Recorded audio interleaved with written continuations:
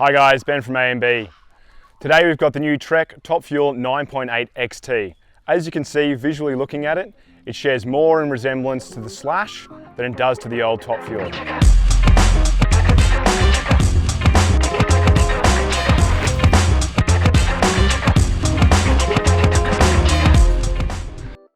The 9.8 XT, as the name would suggest, comes with a full suite of Shimano XT parts, including big 4-piston brakes. You also get a range of Bontrader products, including a nice Line 30 Pro carbon bar, Line 30 Pro dropper post, and you get the strong and stiff Elite 30 wheel set from Bontrager. Suspension-wise, that's handled by RockShox with a SID Select Plus on the front and a Deluxe Ultimate rear shock.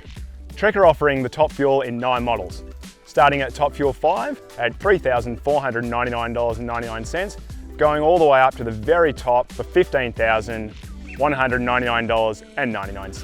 Our Top Fuel 9.8 XT comes in at $8,299.99. Changes to the Top Fuel for 2022 include a slackening of the head angle going from 67.5 to 66 degrees and a seat tube steepening of 75 degrees to 76 degrees.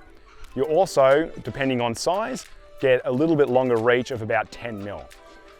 Trek have also increased the diameter of the seat tube, going out to 34.9 to allow for more reliable dropper posts and deeper inserts. They've also moved the minnow link to a more user-friendly place down at the bottom of the shock, which gives you changes in head angle, seat tube angle, bottom bracket height and wheelbase. For 2022, Trek have also included a threaded bottom bracket, which is a lot more user-friendly for the home mechanic. Trek have also included frame storage, just like in the Slash. Geometry changes for 2022 include a reach of 480 mils on our size large test bike and a stack of 604.6. You also get a 435 mil chainstay on our size large, which is the same across the size range. Trek have also moved the minnow link from the seat stays, where you have to undo 2 bolts in order to adjust it, to the bottom of the shock mount, where you only have to undo 1 bolt to adjust it. Minnow link changes in the high setting, change your chainstay to 433.9. Also adjust your seat tube and head tube angles by 0.4 degree, and you also see your bottom bracket raised by 6 mil. Some of the things I really enjoyed between the previous model and this model of the Top Fuel were the addition of frame storage and the change to the kinematics. The kinematics is how the suspension works, and I've certainly found that this bike climbs a lot better than the previous model. Personally, owning the previous model and having a lockout on the bars, it gets quite a lot of use. On the new version, I found not having to reach the lockout as often. Perhaps it's because it's not on the bars and is located on the shock, but I didn't really feel the need to do it. That meant much clearer handlebars, which is something I really enjoy, and it's one less thing to go wrong. Keeping with the suspension, the way that the bike rides is totally different to the other model.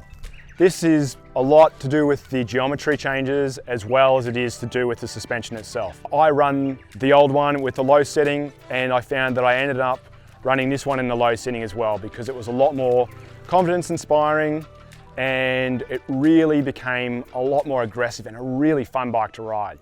As you can imagine, coming off a previous model and coming onto a new model, there's always going to be things that you wish the old model had that the new model does. And one of those is frame storage. Frame storage has been really cool on the Slash. Trek do supply a little neoprene tool roll that comes inside the frame, and that's got a little house for a tube, an inflator, multi-tool and tyre lever. Other features we see for 2022 that come across from the Slash include the Knock Block 2.0, which allows up to a 72-degree range of steering before it locks out to protect your frame. And we also see the UDH, which is SRAM's Universal Derailleur Hanger. A lot of bikes are coming with this now, so it should mean bike shops, even not a Trek one, will have a hanger in stock for you if you need one away on a trip. Moving away from the marathon style bike that the Top Fuel has been previously, we see an increase in rear travel to 120 mils, going from the original 115, sticking with 120 mil travel fork out of the box. Now Trek have said that it is 130 mil compatible, so you can have a 130, 120 trail bike, but just keep in mind that that will adjust all of your geometry. Sizes for the Top Fuel in the 2022 range start at a little extra small, coming with 27.5 wheels with the rest of the range being 29-inch wheel only, going all the way up to extra large. In summary, all these changes, including the nice beefy wheels, bars, and 4-piston brakes, bring our size large top fuel 9.8 XT to a respectable 12.9 kilos. Spec for the top fuel 9.8 XT include, as mentioned earlier, an XT group set from Shimano. So you've got your 4-piston brakes, 180mm rotor front, 160 rear. Would like to see 180 front and rear with what the bike's allowing you to do. You do get a really awesome range in the rear cassette. So you got that 12-speed, 1051 range. You also get a 170mm Shimano XT crank. Bontrager, Trek's component brand, supply the Line Pro 30 bars, same ones you see on the Slash. Also the same Bontrager dropper post that you see on the Slash as well. You also get the same wheels you see on the Slash. So the Line Elite 30 carbon wheel. Sticking with the components on the bike, RockShox have supplied the suspension. We've got a SID Select Plus maxed out at 120mm travel, and we also see a RockShox Deluxe Ultimate Rear Shock. When it comes to riding the top fuel, I found it really fun. Coming from an old one, having ridden a Slash, I really was a bit confused as to what this bike wanted to be. As I mentioned earlier, hardly did any use of the lockout, and it wasn't so much to not having it on the bars, it was more the fact that I just didn't really think about it. Spent a lot of the time in the most open setting on the rear shock and found most comfortable with the lower setting in the Minnow Link, which is the stock height. I've also hit some reasonably big jumps on this thing that I have not hit on the other top fuel, simply because it's not a top fuel in my mind. What they've done is they've changed the bike so much and moved it into a whole new category. Trek themselves have even said this is now a trail bike, light trail, whereas the previous model started off as a cross-country bike, morphed into a marathon bike, and now we've gone to a trail bike.